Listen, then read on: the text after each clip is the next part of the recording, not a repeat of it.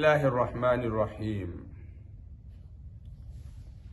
اللہم صلی علی رسولہ النبی الامی الکریم۔ فخریہ نہیں، تحدیث نعمت کے طور پر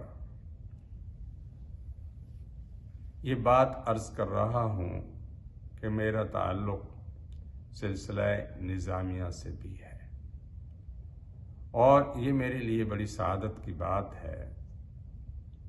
یہ سلسلہ حضرت نظام الدین اولیاء رحمۃ اللہ علیہ سے شروع ہوا۔ آپ کی درگاہ نظام الدین اولیاء کے نام سے پورے بر صغیر میں بہت ہی زیادہ مشہور ہے۔ اس درگاہ میں جب اندر آپ داخل ہوں گے تو بہت سے مزارات دیکھیں گے۔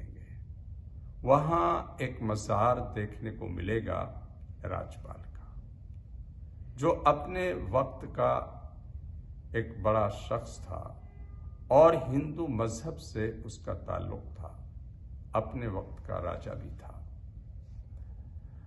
اس کو شوق پیدا ہوا حضرت نظام الدین اولیاء رحمۃ اللہ علیہ کی زیارت کا۔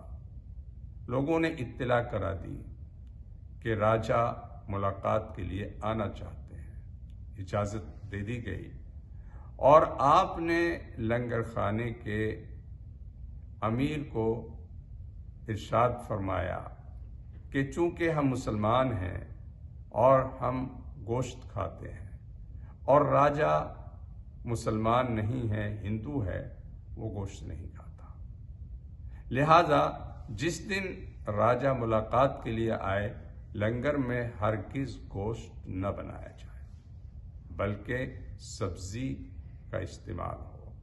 اور دوسری بات آپ نے یہ ارشاد فرمائی، چونکہ ہم مسلمان ہیں اور ہمارا رواج ہے کہ ہم ایک پلیٹ میں مل کر کھانا کھاتے ہیں، اور راجا چونکہ ہندو ہے اور اس کے عقیدے کے مطابق علیحدہ علیحدہ کھایا جاتا ہے، لہذا اس بات کا بھی اہتمام کیا جائے کہ اس دن جو لنگر تقسیم ہو لوگ آپس میں ایک پلیٹ میں بیٹھ کر کے نہ کھائیں، بلکہ علیحدہ علیحدہ پلیٹوں میں ان کو کھانا تقسیم کیا جائے۔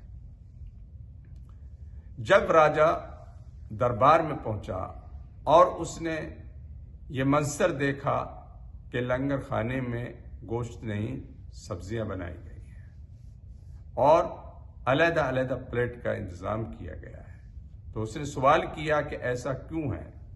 تو کسی نے بتایا کہ یہ آپ کے اعزاز اور اکرام میں ایسا کیا گیا ہے۔ اس پر بہت ہی زیادہ اثر ہوا اور پھر اسلام اس نے قبول کیا اور ہمیشہ کے لیے حضرت کے خدام میں شامل ہو گیا۔ یہ ہیں صوفیہ کرام کے وہ اخلاق جن کی وجہ سے بر صغیر میں اسلام بہت تیزی کے ساتھ پھیلا۔ آج پھر ضرورت ہے کہ دنیا کے کونے کونے اور چپے چپے کے اندر صوفیہ کرام کے مشن کو زندہ کیا جائے۔ جو بیچتے تھے دوائے دل، وہ دکان اپنی بڑھا گئے۔ اب وہ وقت ہے کہ لوگ صوفیہ کرام پر لعن و طعن بھی کر رہے ہیں، ان پر اعتراضات کی بوچھار بھی ہے، جبکہ صوفیہ کرام نے دین اسلام کے فروغ کے لیے بہت بڑے کارنامے انجام دیے ہیں۔ اللہ سبحانہ وتعالی ہمیں اولیاء کرام سے محبت نصیب فرمائے۔